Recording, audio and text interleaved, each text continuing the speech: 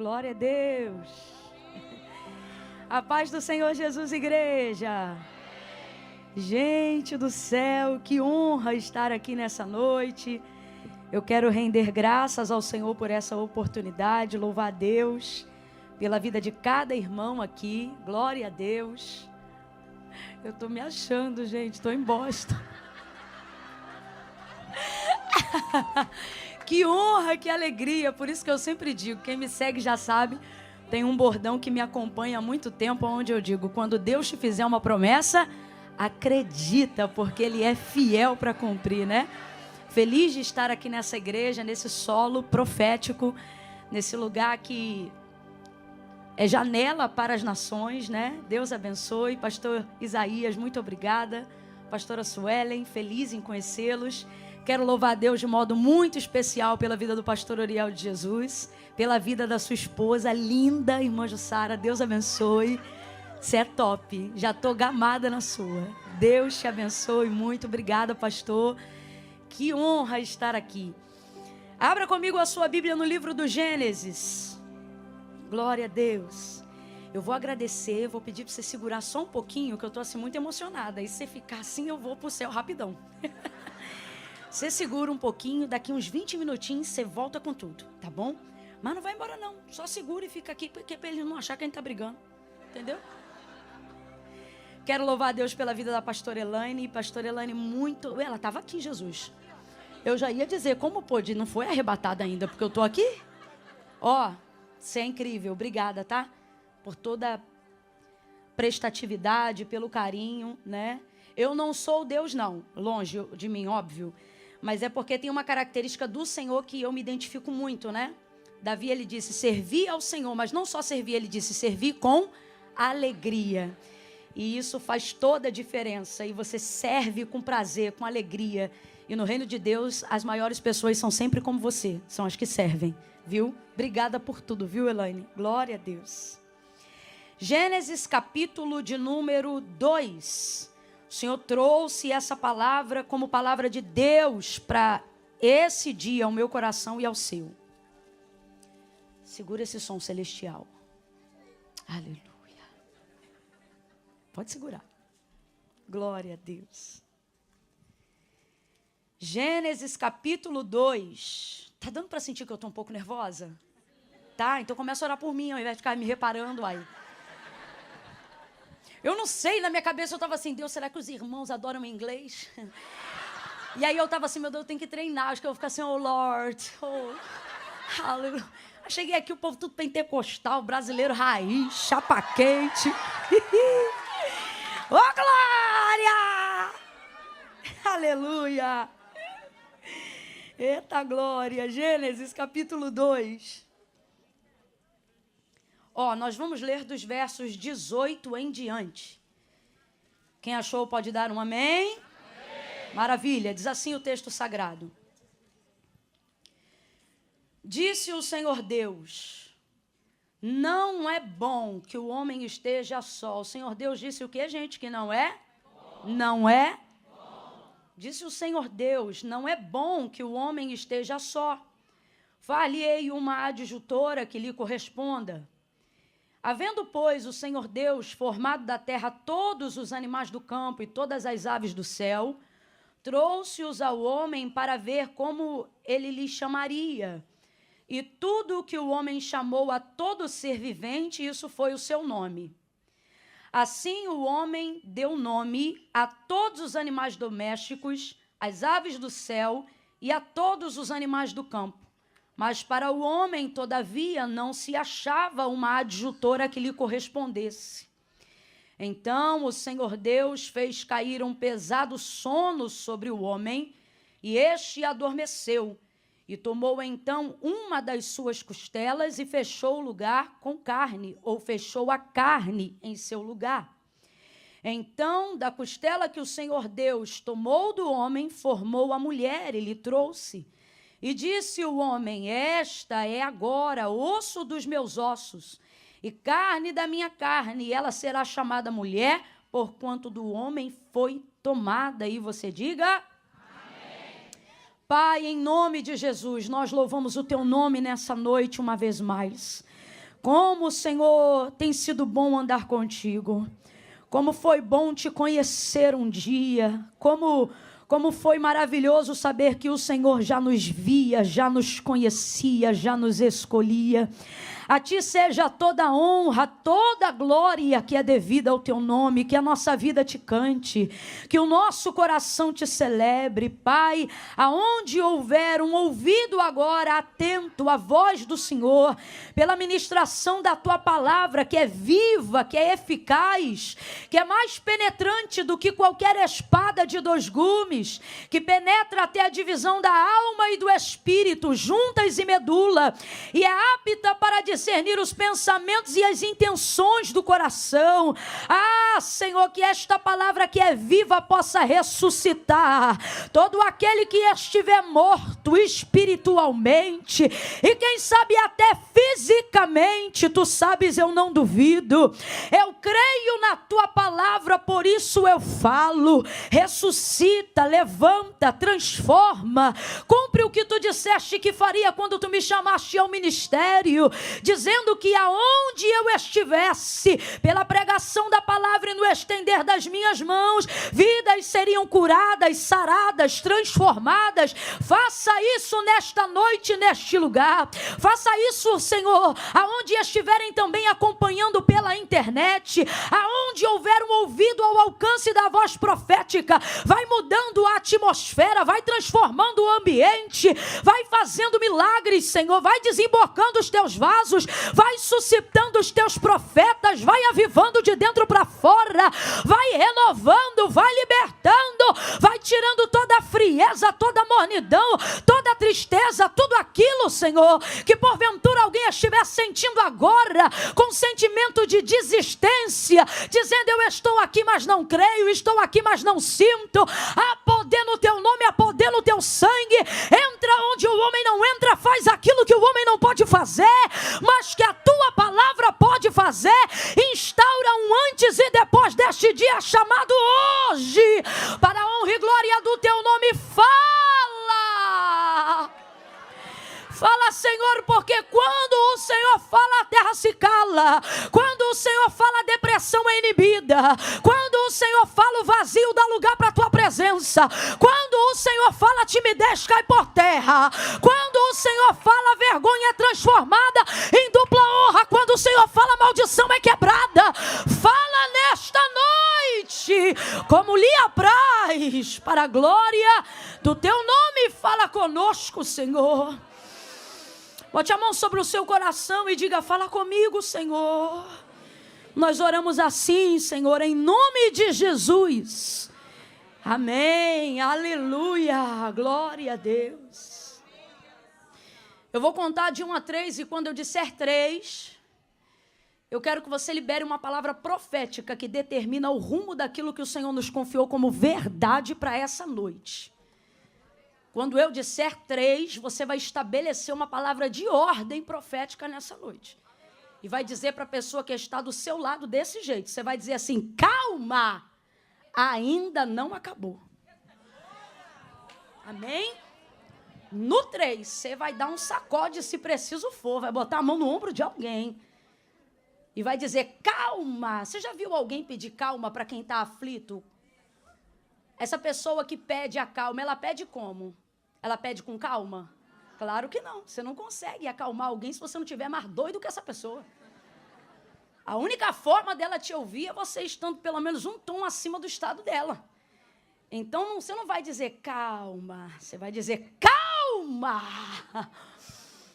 Ainda não acabou. Quem entendeu, diga amém. Eu conto 1. Bota a mão no ombro dessa pessoa, deixa ela sentir o peso da unção de Deus na sua vida. Faz ela perceber que não assentou-se ao lado de qualquer pessoa. Faz ela sentir nesse toque aí agora, ó. Faz ela sentir que ela sentou do lado de alguém que não veio fazer uma social. Não. 2,5, prepara. Você vai dizer: calma, Deus ainda não acabou. 3. Calma, Deus está trabalhando, Deus está trabalhando, aleluia, oh glória, fica calmo meu irmão, fica calma, Oh, desde a antiguidade com o ouvido não se ouviu, e nem com o olho se viu um Deus que trabalha para quem precisa, não para quem espera. Deus não trabalha para quem precisa, para quem necessita. Se você achar que Deus só trabalha para quem precisa, para quem necessita, em pouco tempo, não vai ser em muito tempo não, em pouco tempo, Deus que hoje você diz adorar, você vai começar a rejeitá-lo, porque vai começar a colocá-lo numa posição injusta. Por que fulano precisa tanto e não vive milagre, e o outro que parece que nem tanto precisa, Deus é com ele o tempo todo? Por que aquele ali que precisa de, olha, está na cara que ele precisa, e por ele parece que Deus não faz nada, e o outro que parece que já é abençoado, está sendo ainda mais abençoado? Porque o que move a mão de Deus não é necessidade. Necessidade, escassez, dificuldade é apenas uma das vertentes que podem ser molas propulsoras para os milagres. Você vai ver isso em todo o Antigo Testamento, através da vida dos profetas, como a escassez, a crise e a dificuldade se tornavam um caminho pelo qual Deus operava, mas muitas vezes tal crise, tal escassez ou tal dificuldade vinha ou pela consequência de um erro ou por um afunilamento, um aperto que o próprio Deus provocava para ver se o povo se lembrava de clamar a Ele. Mas, na verdade, Deus nunca elegeu filhos que precisassem estar sempre na beira do limite para se lembrar que Ele existe, para se lembrar que Ele é Deus. E ainda que fosse isso, nós não podemos jamais caminhar dentro dessa lógica, porque o Senhor não trabalha só dentro do perfil de dificuldade, claro que não. Por isso essa menção que eu fiz agora do profeta Isaías, quando ele declara, dizendo, porque desde a antiguidade, por que ele não diz desde sempre, se Deus é eterno? Mas ele diz, porque desde a antiguidade, porque Deus só passou a dar esse nível de expediente depois que criou o homem. Antes do homem, tudo que Deus criou obedecia e obedece a sua função naturalmente até hoje. Responda para mim, os oceanos passam os limites que Deus estabeleceu para eles? Desde o dia em que foram criados, ali eles se mantêm. E da linha que o Senhor determinou até onde eles podiam. Deus tem a necessidade de falar com eles de novo. Deus falou apenas uma vez sobre a semente. Vocês vão dar segundo a sua espécie. E o texto diz, e assim foi, e todos eles obedecem.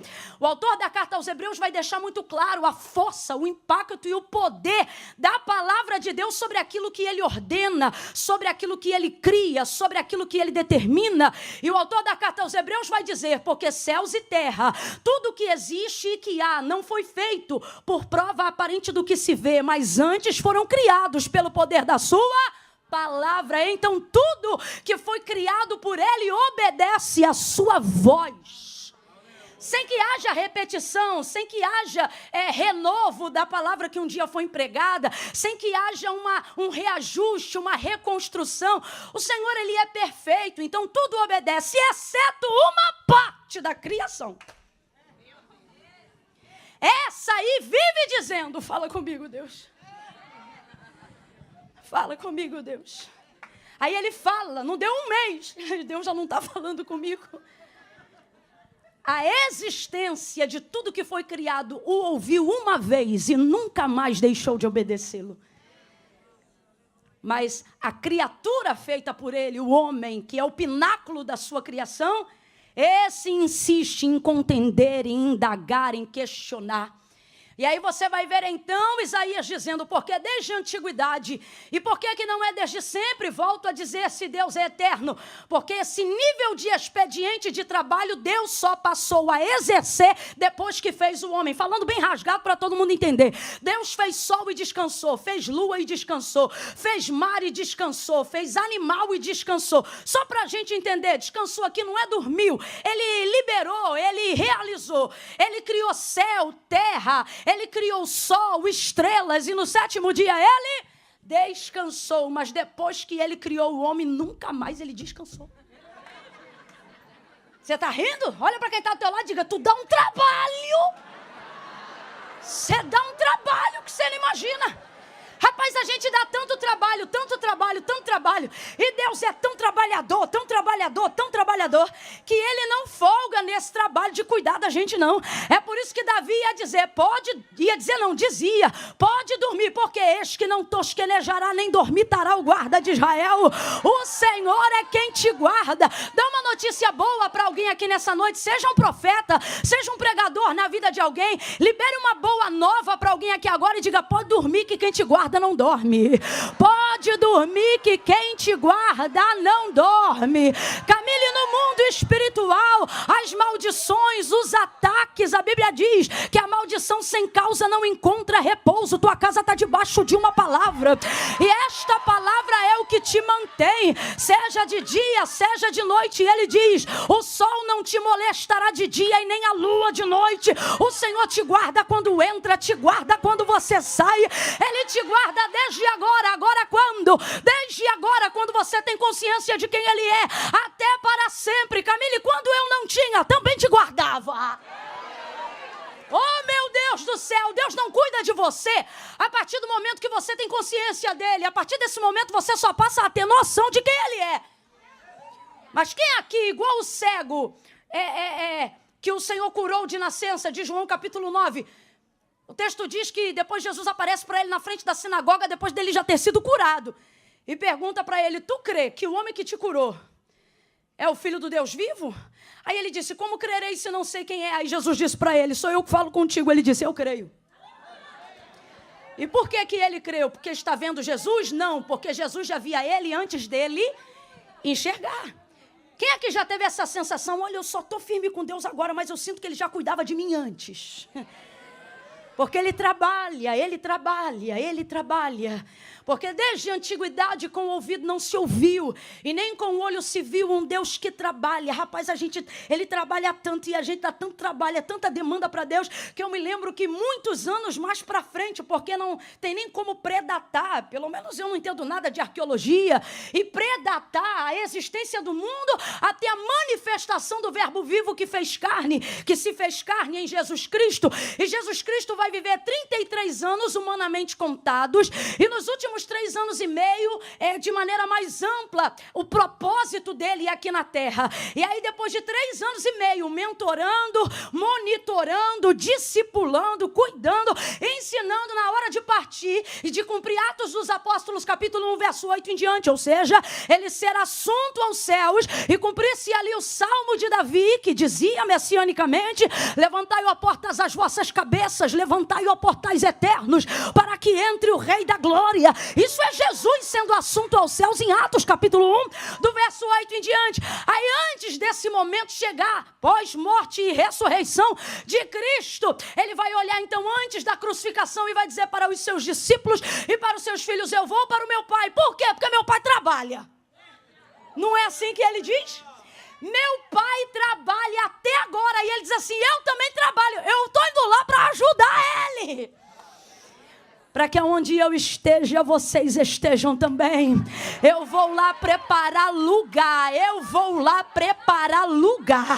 Eu vou lá preparar o lugar. O lugar não do vosso aluguel, não da escritura da casa própria, mas ele deixa muito claro. Muitas pessoas vão dizer, na casa de meu pai há muitas moradas, mas a leitura no grego diz, na casa de meu pai há muitos quartos. Sabe o que ele está querendo dizer? Vai todo mundo morar junto em um lugar só, e eu estou preparando este lugar de morada eterna. E eu acho interessante por isso, por ele dizer, meu pai trabalha até agora e eu também trabalho. Aí ele vai dizer, por causa de quem? De vocês. E você aí achando que só o diabo trabalha. É tanta gente revelando, olha aí como é que o Senhor desfaz esse trabalho. Que Deus comece a colocar a gente no teu caminho para dizer, olha aí como Deus trabalha. Olha aí como Deus trabalha. Maior é o que está conosco do que o que está com eles. Por quê? Porque com eles está o que é limitado. Camila, mas o diabo não cansa. Se ele não cansa, eu não sei. Agora, que ele não tem o mesmo poder que o nosso Deus não tem. Porque ele é onisciente, onipresente, onipotente, único e verdadeiro. E é ele que está trabalhando. Mas aonde que eu quero chegar? Eu quero chegar na ideia que nós precisamos começar a compreender. Que Deus não trabalha em prol de todos. Senão o texto diria, desde a antiguidade com o ouvido não se ouviu. E nem com o olho se viu um Deus que trabalha para todos. Com todo respeito e carinho, não é para todo mundo, não. Porque desde a antiguidade, com o ouvido não se ouviu e nem com o olho se viu. O que o profeta está dizendo é, não há registro. Comprovado, fato, como o nosso Deus, que trabalha por aqueles, e aí ele vai determinar qual é a classe que é favorecida pelo trabalhar de Deus. Ele diz, por aqueles que nele esperam. Se eu te falar uma outra coisa mais forte ainda, o que, Camila? Você já disse que Deus não trabalha para quem precisa. Não.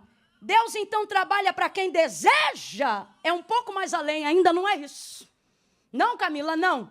Deus trabalha para quem pede. Eu vou falar um negócio difícil de ouvir, mas precisa ser dito para a gente aprender a pedir do jeito certo. Até porque é a palavra de Deus que nos orienta. Pedi e não recebeis, porque pedi mal, porque não conheceis o poder de Deus e nem as. Deus não tem obrigação de corresponder meus desejos. Deus tem responsabilidade de corresponder à sua. Por que Abraão, Noé, Jó, Moisés eram respondidos tão prontamente diante das suas orações? Porque eles não oravam o que sentiam, eles oravam o que a palavra dizia. Eu não sei se a colocação correta é um pronome, mas há uma palavra que aparece no texto quando fala sobre o contato desses homens com Deus nas suas orações. E o que é em comum, comum entre eles, é que todos eles ao orar não oram assim, eu desejo, não oram assim, eu quero, eles oram assim, porque tu disseste. Rebaido, rebiga, chorremanavassúria. O que eles estão dizendo? Eu não vim aqui lhe pedir nada do que o Senhor não tem poder para me dar. Eu não venho aqui solicitar nada que o Senhor já não havia disponibilizado para me oferecer. Aí você começa a entender por que a orientação do próprio Cristo é pedir, pedir e dar-se-vos-á. Pedir, pedir e dar-se-vos-á. Ele não diz pedir e dar-se-vos-á. Em qualquer texto, independente da tradução, vai haver a repetição do pedir. Pedir, pedir, pedir, pedir. Sabe o que ele está dizendo? Para corresponder eu dou só uma vez, mas para você pedir. Tem que haver insistência, tem que haver perseverança. E por que muitas vezes a gente não persevera no pedido? Primeiro, porque sabemos que Deus é tão poderoso que Ele pode fazer. Só que isso, ao invés de gerar em nós humildade, gera em nós arrogância. E aí começa aquela conversa fiada. Deus sabe. Deus sabe. Deus sabe a justificativa de quem está cansado. Deus sabe a justificativa de quem desistiu de continuar pedindo. E por que desiste? Porque cansa. E por que cansa? Porque toda oração é um ato de humilhação, seja ela de petição ou não. E chega uma hora que na nossa humanidade, no nosso egocentrismo, a gente começa a pensar, se Deus é tão poderoso para fazer infinitamente mais até do que pedimos ou do que pensamos, por que Ele não me tira logo dessa enfermidade? Por que Ele não resolve logo minha crise conjugal? Por que Ele não abre logo a porta que Ele me falou? Por que não libera logo o green card se foi Ele que me mandou vir para essa terra? Por que isso? Por que aquilo? E nisso você vai só se exaltando. E a recompensa do trabalho de Deus não é para quem se exalta, é para quem se humilha. Humilhai-vos, pois, debaixo da potente mão de Deus, para que ao seu tempo Ele vos exalte. Camila, Deus pode dar tudo. Jesus, Ele vai deixar algo muito claro. E Ele vai ensinar-nos a pedir de forma que nenhuma das nossas petições sejam rejeitadas. Olhe para quem está do seu lado agora e diga, nenhuma. Abra a boca e diga, nenhuma. João capítulo 15, ele vai dizer, meu pai é o agricultor, eu sou a videira. Vocês são as varas. Toda vara que está em mim e dá fruto, essa eu podo, para que dê mais fruto. Agora ele vai dizer uma parte que para mim é a mais chocante do texto. Ele diz assim, toda vara, porém, que está em mim, mas não dá fruto. Preste atenção. Há muitas formas de você estar em Deus, mas só há uma forma de Deus estar em você. Vou falar de novo, só para você gravar. muitas formas de você estar em Deus. Louvando, orando, caminhando, adorando, cultuando. Muitas formas de você estar em Deus. Mas só há uma forma, segundo Jesus Cristo, para Ele estar em você. E Ele deixa claro. Olha o que Ele diz. Porém, toda vara que estando em mim, ou seja, está nele, está ou não está? Está ou não está? É esquisito não dar fruto, é esquisito, mas está nele, está ou não está? É Ele que diz. Porém, toda vara que estando em mim não der fruto, essa eu corto. E a primeira pergunta que a gente precisa fazer é: que tipo de vara está nele e não dá fruto? E alguém pensa, deve ser o desviado, deve ser o ímpio, deve ser isso, deve ser aquilo, mas não é, porque tem que conhecer, tem que estar nele. E Jesus deixou claro que naquele grande dia do juízo, muitos, não poucos, chegariam a ele e diriam: em teu nome eu fiz. Para fazer no nome dele tem que estar. Só que olha como ele vai responder: apartai-vos de mim, porque eu nunca vos conheci. Então o que ele está dizendo? Vocês estiveram em mim, mas eu nunca estive em vocês. São as varas que usam o nome dele, acham que estão nele, porque há muitas formas de estarmos nele, mas só há uma forma de que ele esteja em nós. E é por intermédio de quê, Camila? Por intermédio da sua palavra. E não sou eu que estou dizendo isso, foi Jesus. Continuando então: se vós estiverdes em mim, ele continua, e as minhas palavras, então só podemos ter ele em nós se tivermos a sua. Ele não sobrevive em você baseado no que você sente. A vida do evangelho, do cristianismo e de tudo que você quer viver em Deus não tem a ver com seus sentimentos. Chora, pode chorar. Pode chorar porque isso não vai mudar a pregação. Pode chorar porque isso não vai mudar o seu conceito. Pode chorar porque isso não vai mudar a forma como Deus te vê.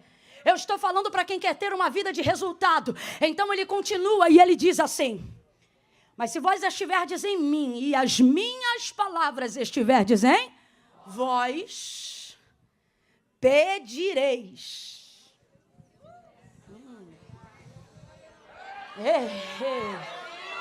Meu Deus, eu também já estaria glorificando. Eu estou igual um amigo meu hoje aqui. Eu queria ter 10 bocas para dar 10 glórias de uma vez só. Mas se vós estiverdes em mim e as minhas palavras estiverem em vós, pedireis o que quiserdes. Ele não diz eu vou pensar, ele não diz eu vou te botar na prova, ele não diz eu vou estudar o teu caso. O texto é claro: se vós estiverdes em mim e as minhas palavras estiverdes em vós, pedireis o que quiserdes e isso será feito. E isso será feito. Então o que eu preciso compreender? Que Deus não tem compromisso com o que eu sinto. Acima disso, Ele tem responsabilidade em cumprir a sua palavra. Por que Ele não nega nada a quem lhe pede baseado na sua palavra? Porque é a sua palavra que manifesta a sua glória. É a sua palavra que manifesta a sua verdade. Então Ele diz: se a minha palavra estiver em você, não há nada que você me peça que eu não faça. Por quê? Porque você vai pedir o que é para minha glória, vai andar de acordo com a minha palavra, e eu vou corresponder absolutamente tudo que você colocar diante de mim, diz o Senhor. Reaja diante dessa palavra e diga graças a Deus, diga glória a Deus. Tire aí 5 segundos agora para exaltar a sua palavra. Exalte a sua palavra. Palavra esta que não volta vazia, palavra que vai e faz aquilo que lhe apraz. Deus não trabalha para quem precisa e nem trabalha só para quem sonha. Deus trabalha para quem pede. Deus trabalha para quem ora. Deus trabalha para quem apresenta as suas expectativas e tudo aquilo que almeja diante do Senhor. Qual é a orientação do apóstolo? Em tudo sejam conhecidas as vossas necessidades, motivações e etc. Através da onde? Ele diz, das vossas petições. Apresentem aí qual é a tua petição, mas não, é mais fácil andar por aí dizendo, Deus sabe. Sabe não vai fazer nada. Porque não trabalha para quem precisa, trabalha para quem se humilha, para quem pede. E se isso te incomoda, já mostra que você não é alvo da bênção. do reboide, minuci, camandio, rau e a sérvia. Tem gente aqui que está revoltadinho com Deus. Já vou entrar no contexto, mas é que Deus está fluindo para alguém aqui. Revoltado com Deus. Há tantos anos que eu peço isso, não vou mais pedir nada não. Ele sabe.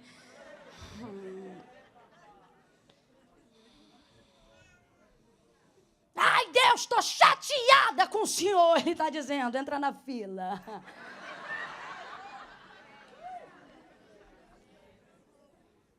Minha palavra não muda para te agradar.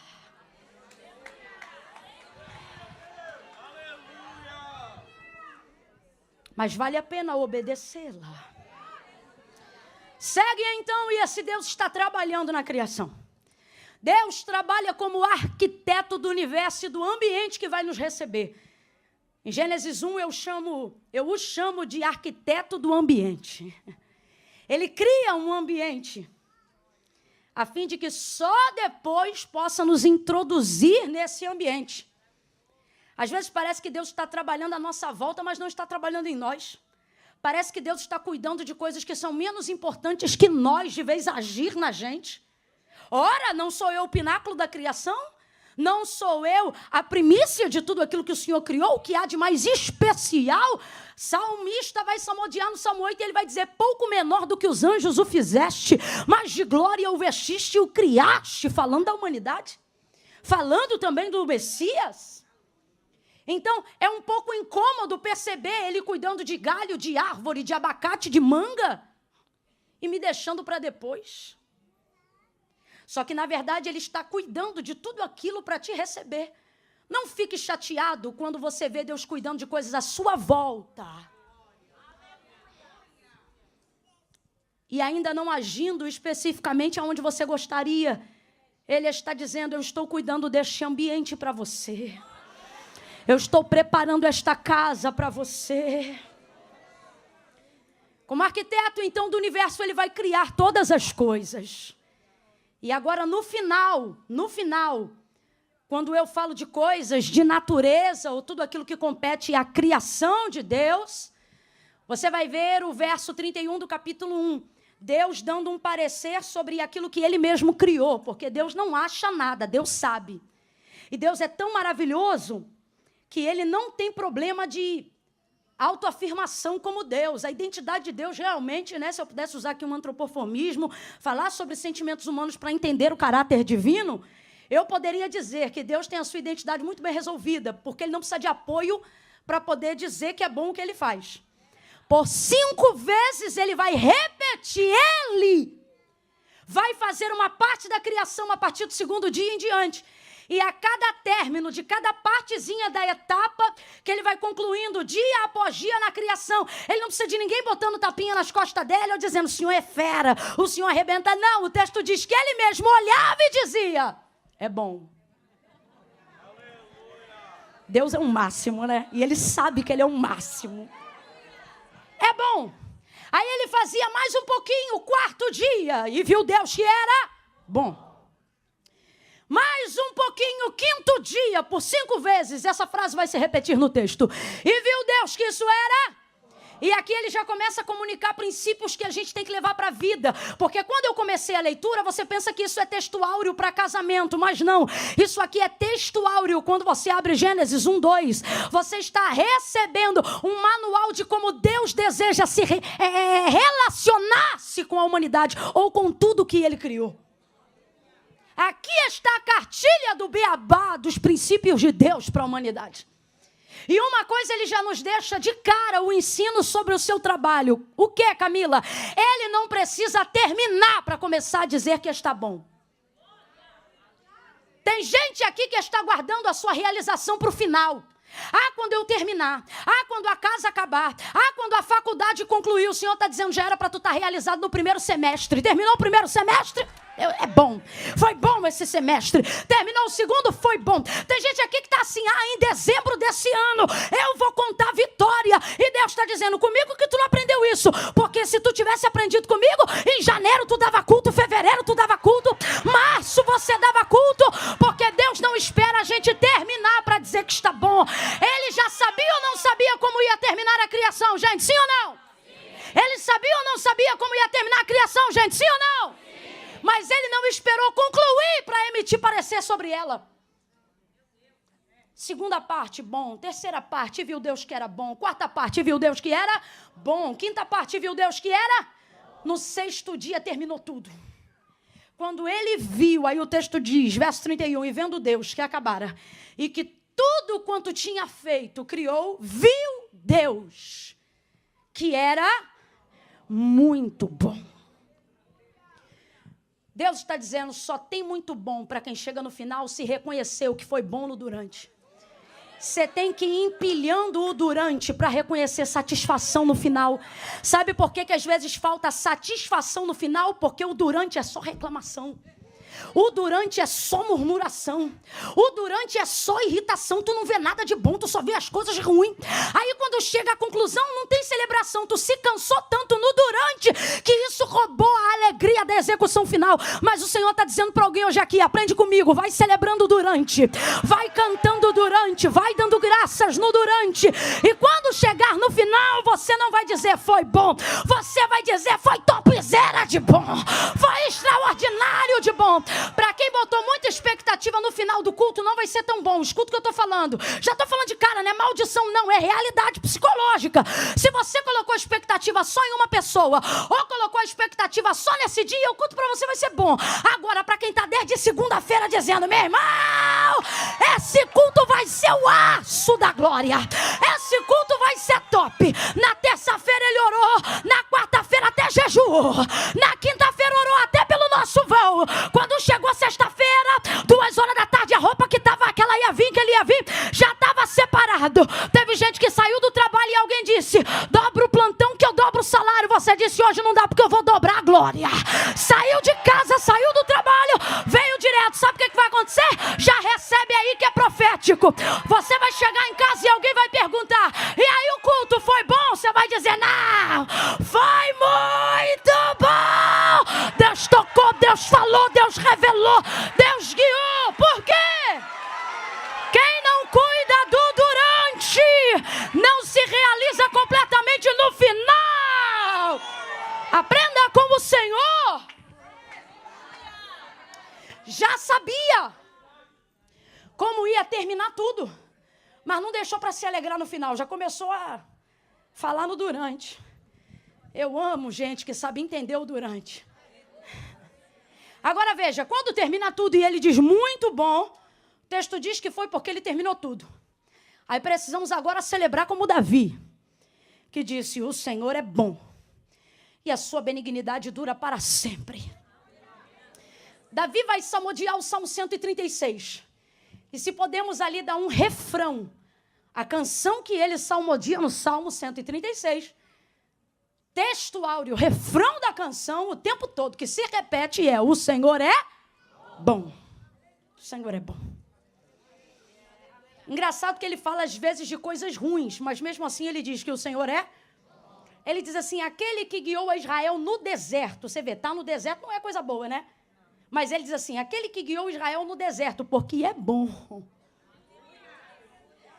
E a sua benignidade dura para sempre. E aí ele vai exaltando a bondade de Deus. Então, baseado nisso, a gente aprende de todas as formas, de Gênesis a Apocalipse, que não importa o que aconteça, Deus é bom. Só que o próprio Deus, que começa sendo bom, terminando bom, fechando com muito bom, é o mesmo Deus que no verso 18, depois de criar o homem, já vai começar a ver a realidade desse indivíduo que ele acabou de criar e colocar na terra.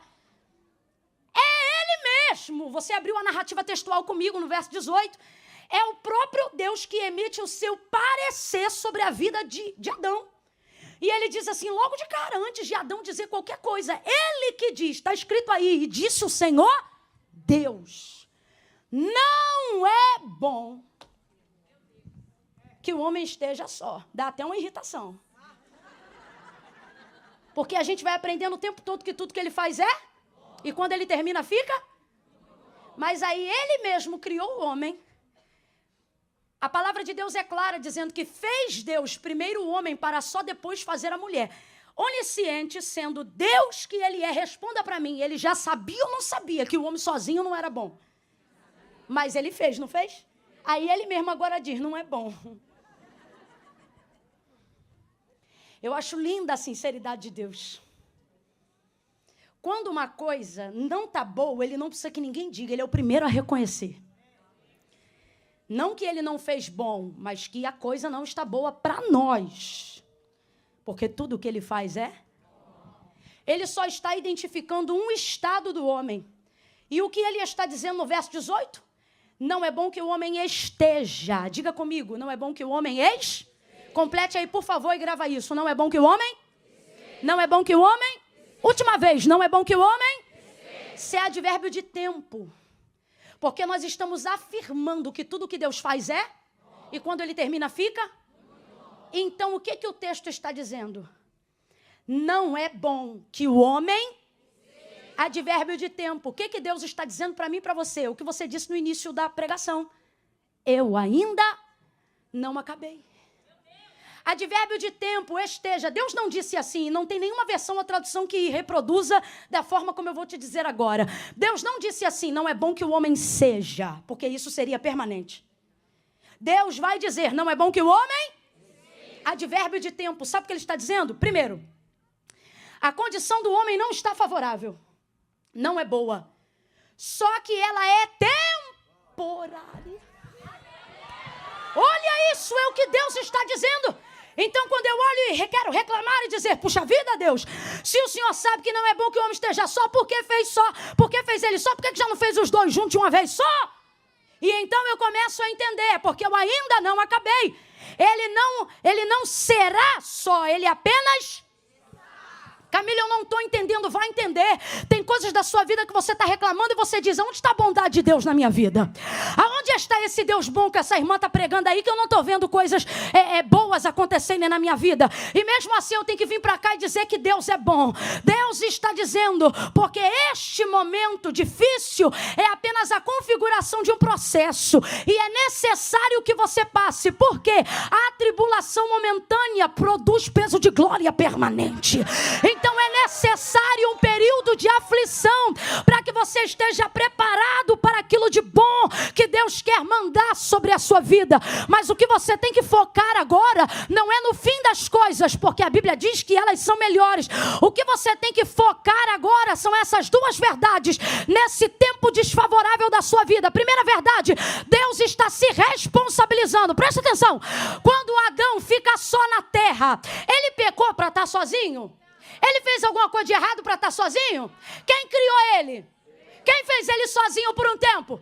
Deus está dizendo, às vezes, as coisas vão ficar desfavoráveis na sua vida, mesmo que você esteja no centro da minha vontade. Aí esse sistema corrompido vai dizer para você, vai dar dízimo para quê se você vive devendo? Vai dar oferta para quê se um monte de coisa está dando errado na tua vida?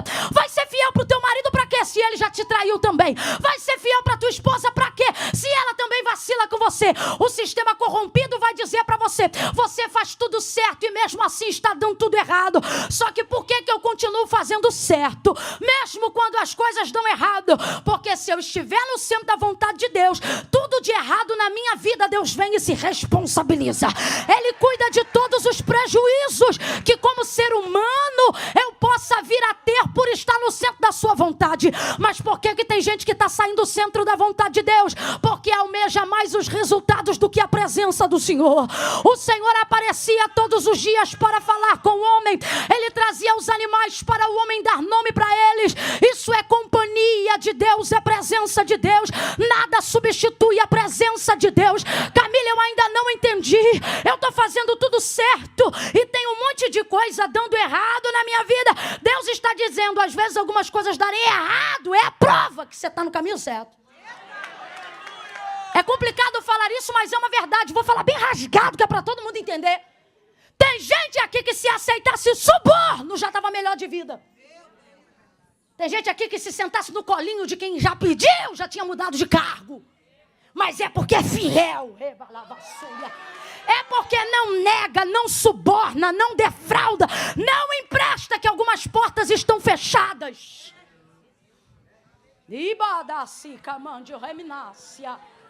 Mas Deus está dizendo, não será para sempre assim, porque essa condição ela é temporária, ela é passageira. E tem uma outra coisa maravilhosa, qual, Camila? Dentro dentro desse processo, Deus está se responsabilizando por aquilo que eu estou vivendo. Porque quem me botou nessa condição não foi pecado nem erro, foi o centro da vontade de Deus. Quando eu estou no centro da vontade de Deus, tem choro de algumas coisas, tem tristeza de algumas coisas, mas tem uma saciedade que não tem dinheiro, não tem comida, não tem sexo, não tem nada que seja maior do que essa satisfação. Deus está dizendo para alguém: continue no lugar certo, mesmo que tudo esteja dando errado. Continue no centro da vontade de Deus. Bota a mão no ombro de novo de alguém aí agora. Por favor, bota de novo, vai. Não faz assim quebradinha não, meu irmão. Abre esse sovaco aí. Bota a mão no ombro do colega, do irmão. Dá uma sacudida nele ou nela e diga: calma. Bora, grita, calma. Ele ainda não acabou. Esse processo é temporário. Quem entende o que Deus está falando? É temporário, pastor Isaías. A condição desfavorável é temporária. É temporária. Vai passar. Como chuva vai passar. Como tempestade vai passar. Como sol que castiga vai passar. Deus diz: o processo vai passar, a minha bênção não. O processo vai passar, a minha vitória não. O processo vai passar, mas você não. Isto que você está passando não vai passar por cima de você. O centro da vontade de Deus te garante. Oh, meu Deus! Segunda coisa. É só depois do verso 22 que Adão vai perceber que não tem ninguém que seja equivalente, ou seja, que não há saciedade daquilo que ele precisa. Mas lá no 18, eu não sei quantos dias, meses ou anos, sei lá, passou entre o 18 e o 20, não sei. Não sei. O que eu sei é que quando Adão identifica que ele está num problema, Deus já estava trabalhando na solução, ó.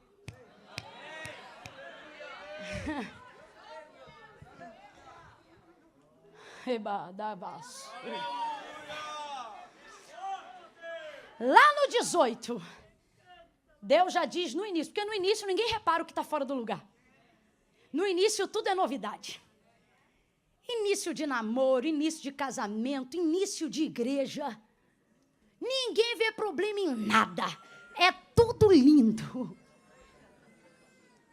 É depois de um tempo que os defeitos começam a aparecer, que os problemas começam a surgir. E aí olha o que o texto vai dizer lá em cima, antes do homem perceber qualquer coisa. E disse o Senhor Deus: não é bom que o homem esteja? E já vem acompanhado da promessa: far-lhe-ei. Oh, glória! Alguém entendeu? Deus está dizendo: quando eu te dou uma promessa, eu já identifiquei o problema há muito tempo,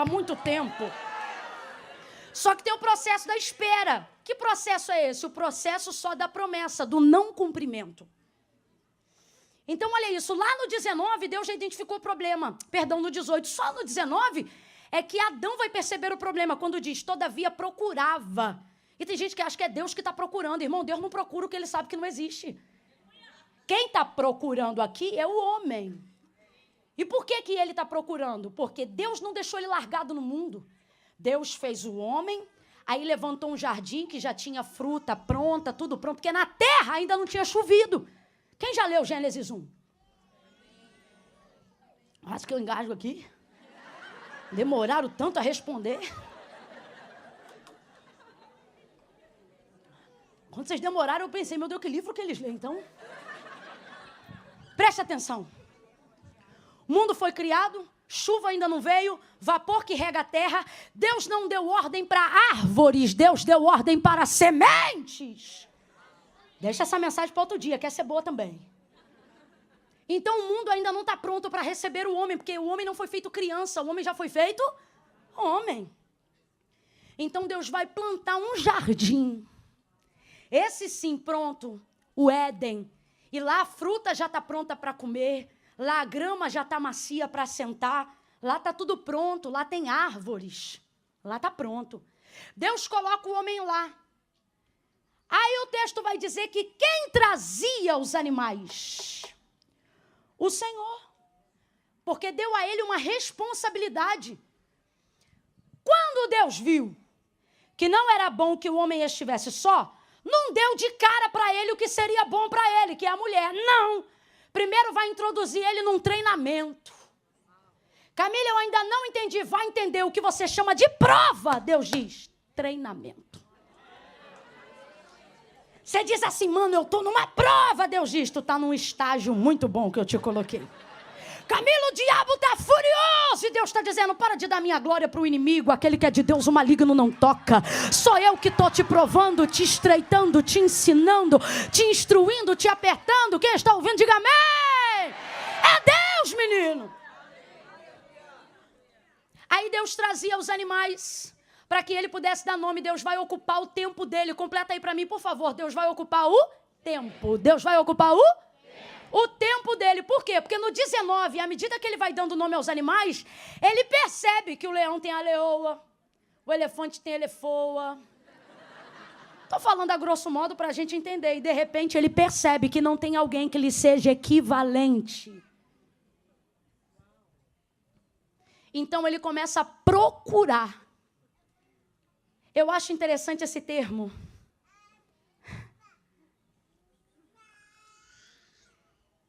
Porque ele começa a procurar. Tudo que Deus queria que ele fizesse estava ali em volta dele. Só que quando você não está plenamente satisfeito naquilo que você está fazendo, você começa a procurar. E muito cuidado com o processo da busca por aquilo que você deseja. Porque tudo que é de Deus para você, Ele vai trazer para a sua proximidade, para onde a tua mão alcança. Mas o texto diz que ele não achava. Não achava.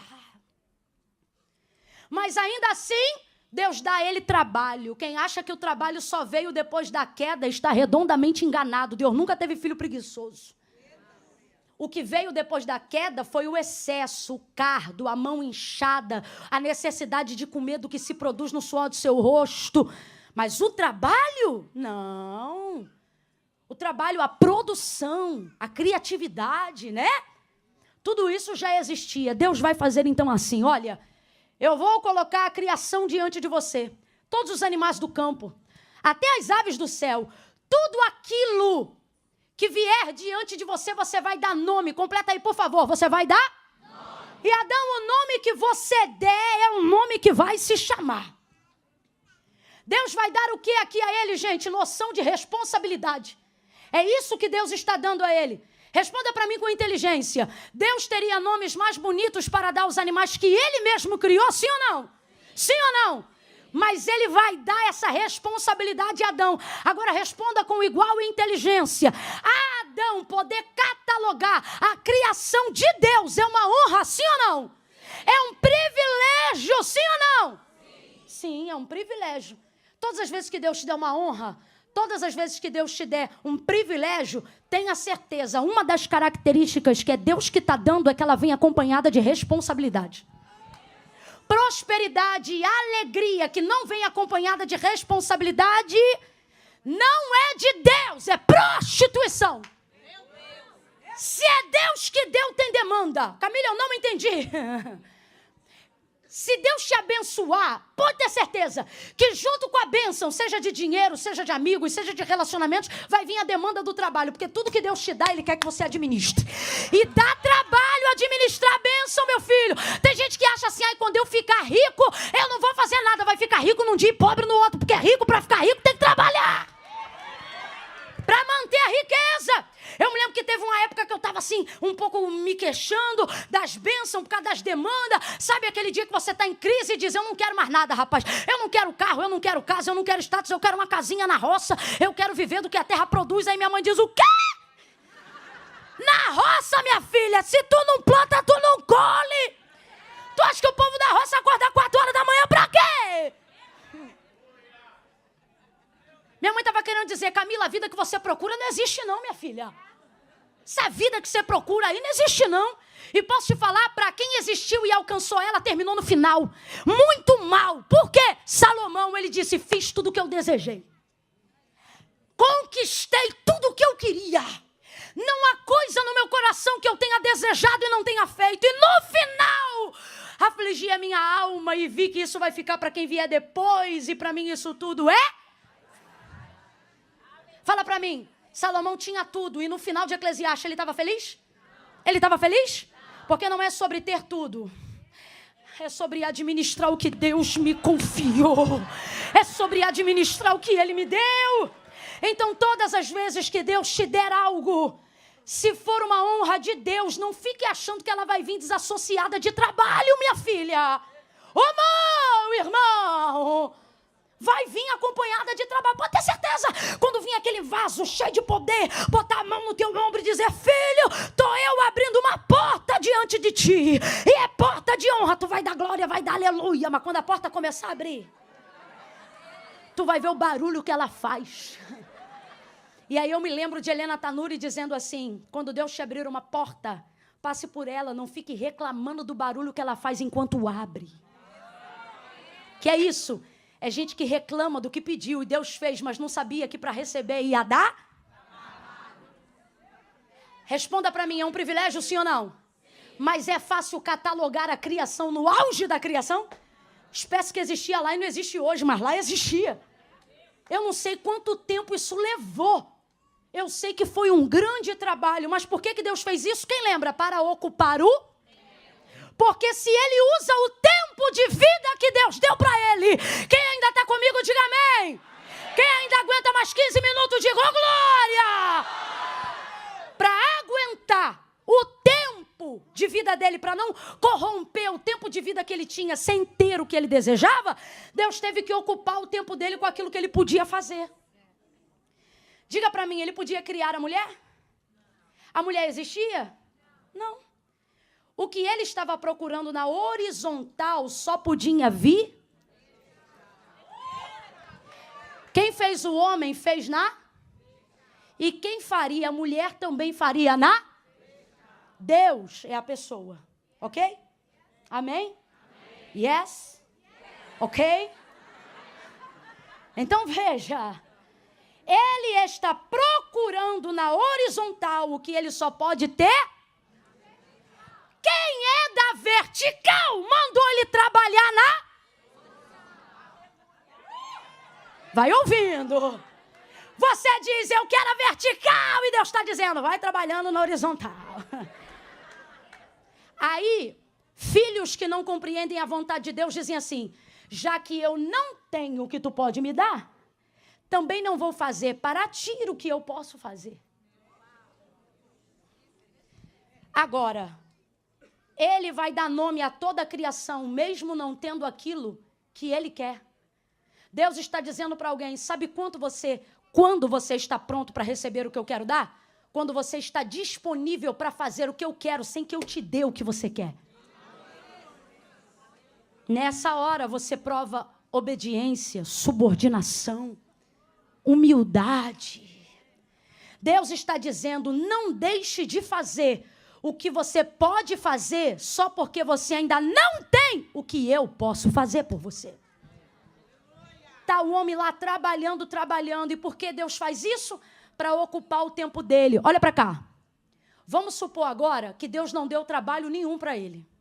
E que ele tem todo o tempo disponível para não fazer nada que Deus queira. Para só fazer o que ele quer. O que ele mais queria? Está aqui no verso 19. O que ele mais queria? O que ele estava procurando?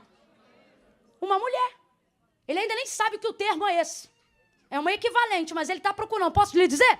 Ele está procurando uma coisa que ele nem sabe o que é se ele encontrar.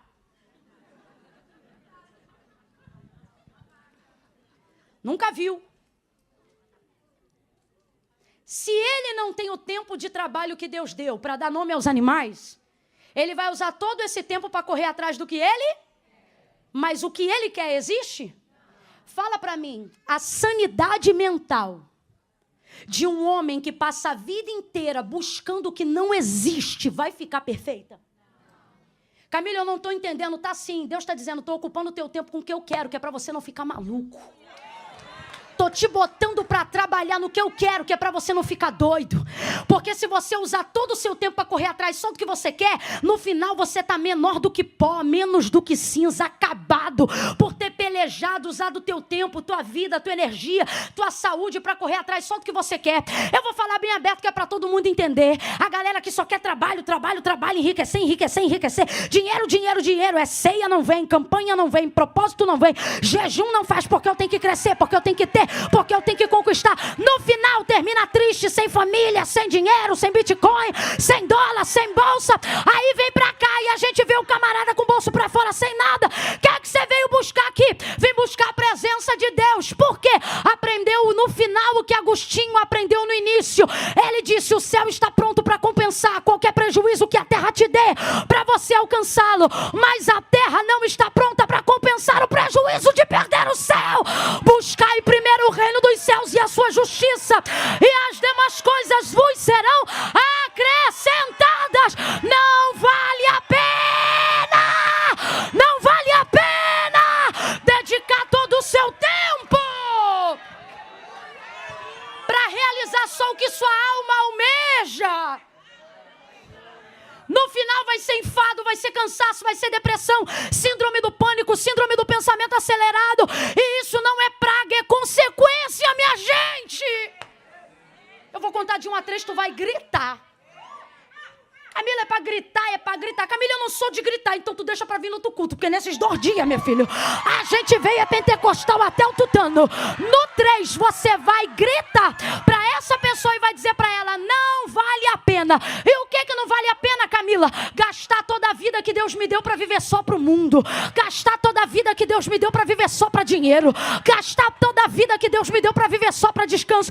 Deus está dizendo, essa vida, a parte boa dela mesmo, não custa dinheiro. Sabe o que é? Paz para dormir quando deita, saúde quando levanta, alegria que não depende de circunstância.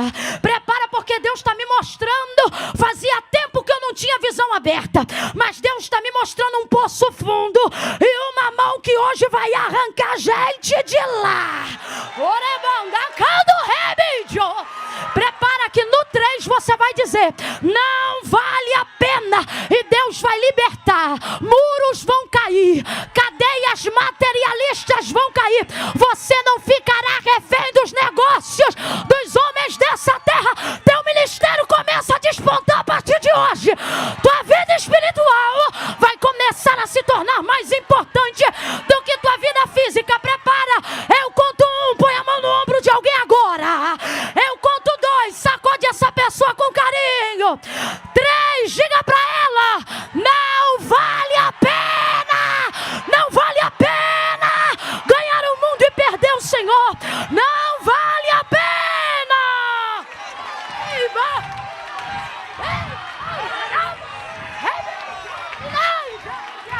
Não vale a pena, meu filho. Ei, barabos.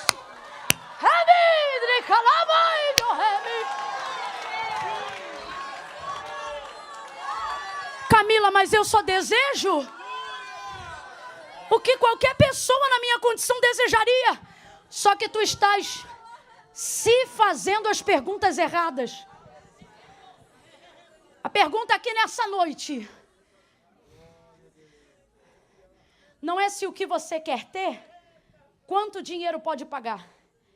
Porque uma coisa que o dinheiro pode pagar, qualquer um que tem dinheiro pode ter. A pergunta é, se o que tu tem, quanto pode pagar? Salvação, quanto se paga?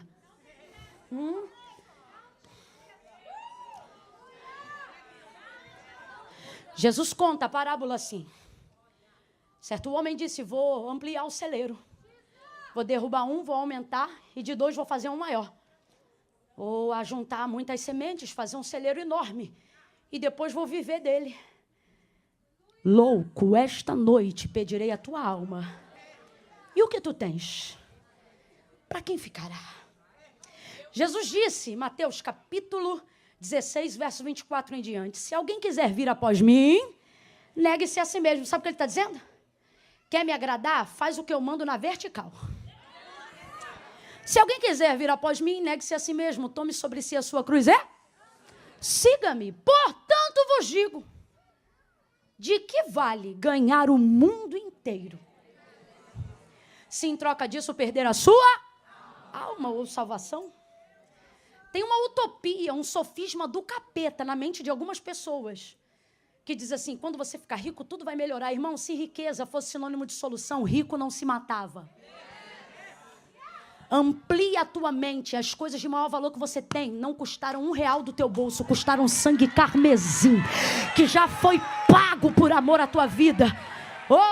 Tem coisa na tua vida que tu comprou e para você ter, tá parcelado, tá pagando até hoje. Mas aquilo que você jamais teria dinheiro para comprar, assim diz o Senhor, tá pago. Tá pago, tá pago. Celebra isso nessa noite. Tá pago, minha filha. Tá pago. Alguém aqui pode adorar ao Senhor que verteu o seu sangue no Calvário para dizer: eu cancelo, eu pago a tua dívida. Não é porque não está dando certo que você tem que sair do centro da vontade de Deus. Continua sendo o único certo naquele setor. E mesmo que todo mundo naquela área de trabalho aceite suborno, não aceita. E mesmo que todo mundo diga que é mais fácil viver aqui sem pagar imposto, não faça isso. Você pague o seu imposto, faça tudo corretamente. Corra atrás do que é certo. Ocupe o seu tempo com aquilo que agrada a Deus. E então, vou fechar aqui, olha o que o texto diz. Versos de número 21. Então, abra a boca comigo e diga: então. Diga de novo: então. O que é então, Camila? Então é quando você, vou explicar bem a grosso modo. Então é quando você quer entrar num assunto do nada. Pode perceber que quem entra em assunto do nada começa com então. Então, tipo, do nada. Então, obrigada, irmão. Então, porque o texto vai encerrando no verso 20 dizendo assim: que o homem deu nome a todos os animais domésticos, as aves do céu, os animais do campo, mas para o homem não se achava uma adjutora que lhe correspondesse. Ou seja, ele está lá trabalhando, fazendo a vida dele, ele está lá dando nome, fazendo o que Deus mandou, mas para ele não tem nada do que ele quer.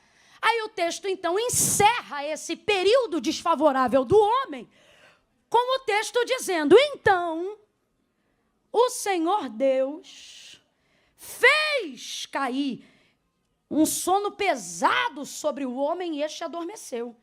Que dia foi isso, gente? Que dia foi isso da semana? Alguém sabe? Eu acho incrível vocês saberem um negócio desse.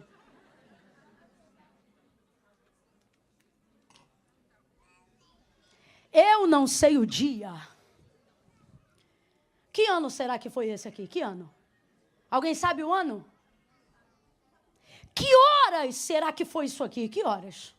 Alguém sabe as horas?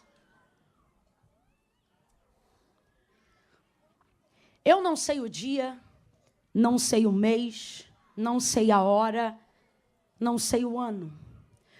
O que eu sei é que o que Deus mandou ele fazer, ele fez. Deus está dizendo: eu não tenho que te dar um prazo de quando termina para você começar a fazer. Quando eu te disser faça, você começa a fazer. Tá bom, Deus, mas isso vai até quando?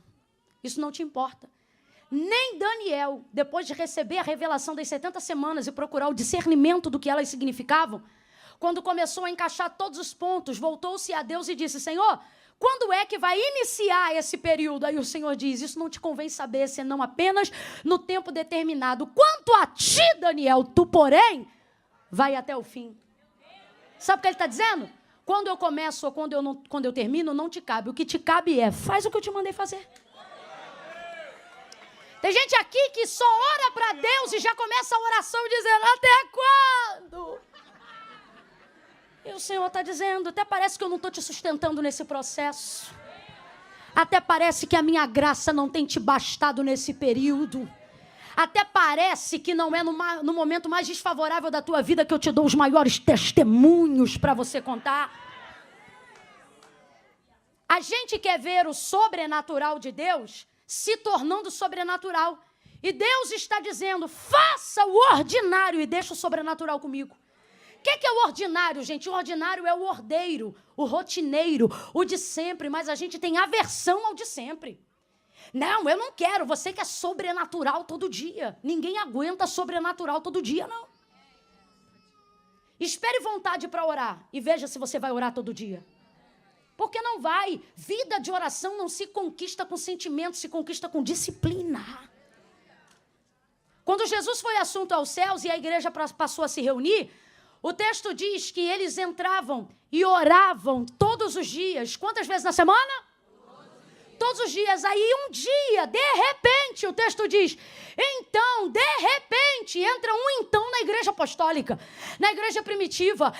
Então, de repente, que dia, que ano, não sei, foi num dos dias em que eles davam manutenção todos os dias. Eu não sei qual foi o dia que o Senhor soprou o vento. Eu sei que eles todos os dias estavam ali na posição. Deus está dizendo, você não precisa saber o final, você só precisa dar manutenção àquilo que eu te mandei fazer. Então, que é isso? O então de Deus vai entrar na tua vida.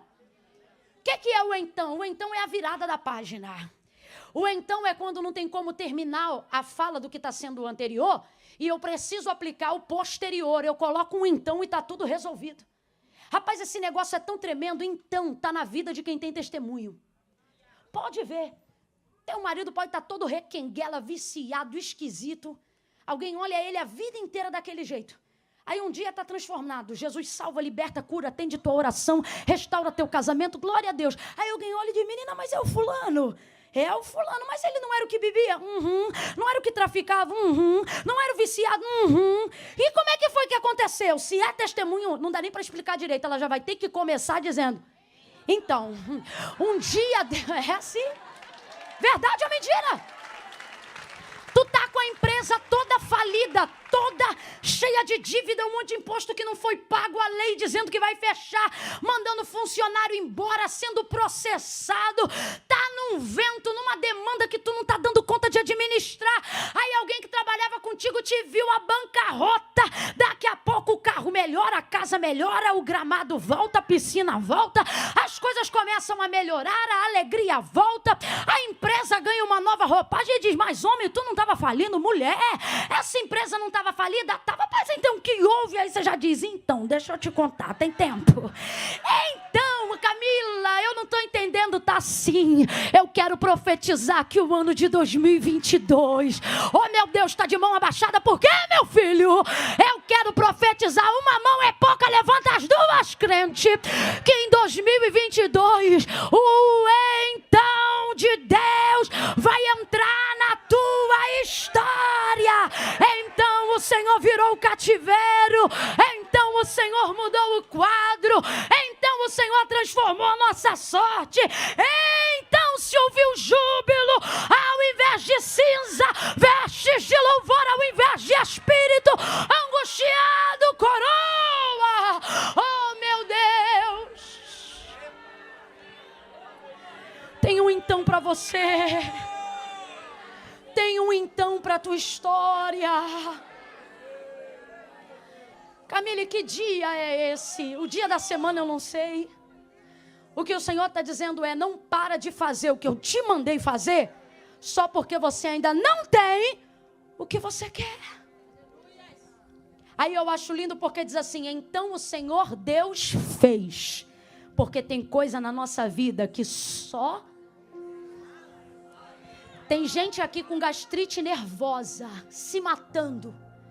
Cabelo está caindo e não é anemia, é estresse. Porque você quer fazer cumprir o que Deus te prometeu. Você acha que tem um monte de coisa na tua vida que ainda não deu certo, porque você não se esforçou o suficiente. Você está trazendo sobre você a responsabilidade do cumprimento de algo que só Deus pode fazer. Irmão, só Deus abre as portas que você quer passar. Tem lugares que a gente só pisa se Deus levar. Aí você está aí achando que se tiver 20 diplomas você entra. Que se fizer network com as 5 pessoas mais importantes de Boston você consegue. E o Senhor está dizendo: minha filha, na sua história a página só vira quando eu entro com um então. Porque isso aí que você quer não existe na horizontal, vem da vertical. Sou eu, o Senhor, porque o homem não tem coisa alguma se do céu não lhe for dada.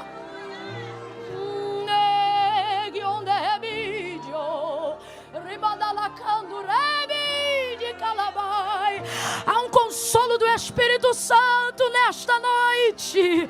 O Senhor está removendo a culpa que você pensa ter, que você diz: tal coisa não aconteceu porque eu não me esforcei direito, eu ainda não entrei em tal empresa porque não fiz tudo, eu ainda não tenho tal coisa porque não dei tudo. E o Senhor está dizendo: filho, o tudo que você quer vem da vertical. Na vida do competente ele estuda e passa, na vida do outro ele estuda e vai, mas você é meu escolhido, e eu não escolhi as coisas que são, eu escolhi as que não são, para que o meu poder se aperfeiçoe. E aí agora, quando você vê quem não é crente conseguindo as coisas que você queria ter, mas você não consegue, você diz: é porque eu não sou capaz. E o Senhor está dizendo: isso agora que tu viste que não é capaz?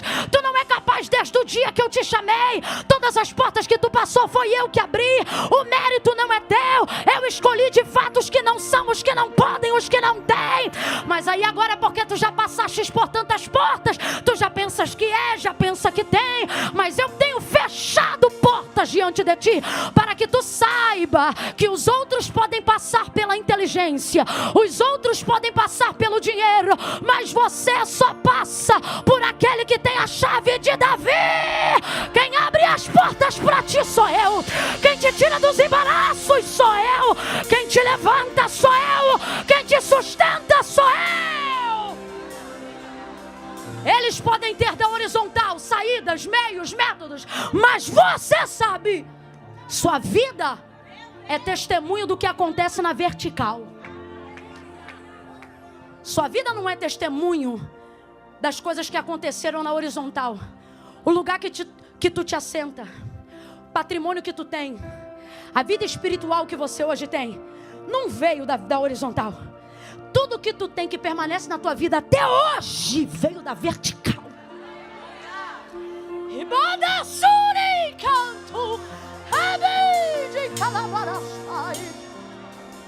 Mas de um tempo pra cá, você está usando todo o tempo, saúde e energia que eu te dei para aqui, ó. Teu braço, tua força, tua inteligência. Está deixando de fazer as coisas que eu mandei você fazer, porque o sentimento de atraso não te deixa. Enquanto eu estou aqui fazendo o que Deus quer, o outro está lá ocupando o meu lugar, o outro está lá conquistando, o outro isso, o outro aquilo. E assim te diz o Senhor: se tu te fatigas com os homens que vão a pé, sabe o que ele está dizendo? Que o homem do mundo se prepara para o dia da peleja, carro, cavalo, lança. Então o texto vai dizer: uns confiam em carros, outros em... E nós? Volte a fazer menção do nome do Senhor. Quando tu fazias menção do nome do Senhor, tu não tinha metade da aflição que tu tens. Então o Senhor Deus fez o homem cair num estado de sono profundo e este adormeceu. Olha isso, o Senhor Deus fez cair. Então responda para mim, isso foi cochilo depois do almoço? Não, Deus impeliu ele ao sono. A dormência, ele dorme. Enquanto ele dorme, o Senhor abre, tira um pedaço de costela e fecha o lugar. Imagina Deus fazendo isso com ele acordado. Ia dar. Imagina Deus chegando para Adão e dizendo assim: homem, me dê um pedaço da sua costela. Ele ia dar? É por isso que às vezes Deus te neutraliza. Porque tem coisas que Ele vai tirar. O texto não diz: e o Senhor Deus pediu. O texto diz: e o Senhor Deus tomou. Em outras versões, tirou. Tem coisa que está doendo porque te foi arrancado. E você diz, Camila, e agora o que eu faço? O Senhor está dizendo nada, porque eu te neutralizei, te impedi de agir. Porque tem coisa que se Deus te pedir, por mais que você o ame, você não dá. Então Ele neutralizou, Ele tomou. Agora diga, isso foi para o mal ou para o bem do homem? Para o mal ou para o bem? Porque até quando Deus toma, Ele está sendo bom.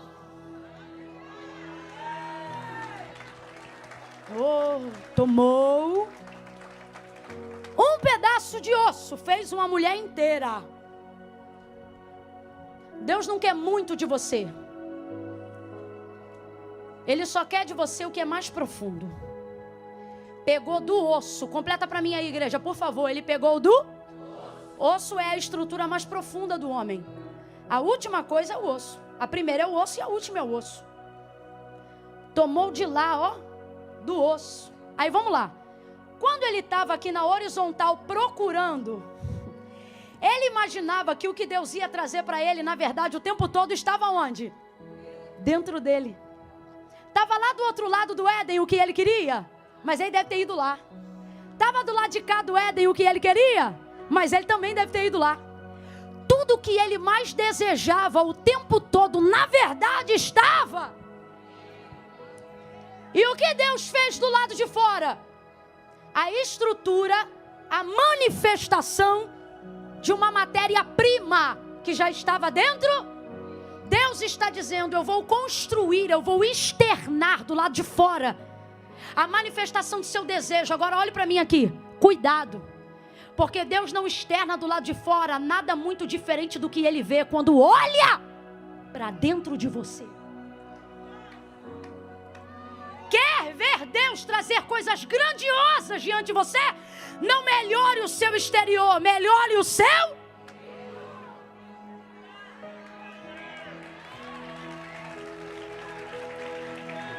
Por que o Senhor disse que não é o que sai que contamina, é o que entra? Olha o que Salomão vai dizer. Como o homem se vê, assim ele é. Você quer ver milagre do lado de fora, mas só vemos derrota dentro de você? Você quer ver porta aberta do lado de fora, mas só vê prova dentro de você? Deus está dizendo, e se eu te disser que a materialização do que você mais deseja não começa do lado de fora, começa no que eu vejo quando olho para dentro de você? Melhore o seu interior. Fecha os teus olhos, curva a tua cabeça e agora, faça isso agora debaixo dessa atmosfera de glória.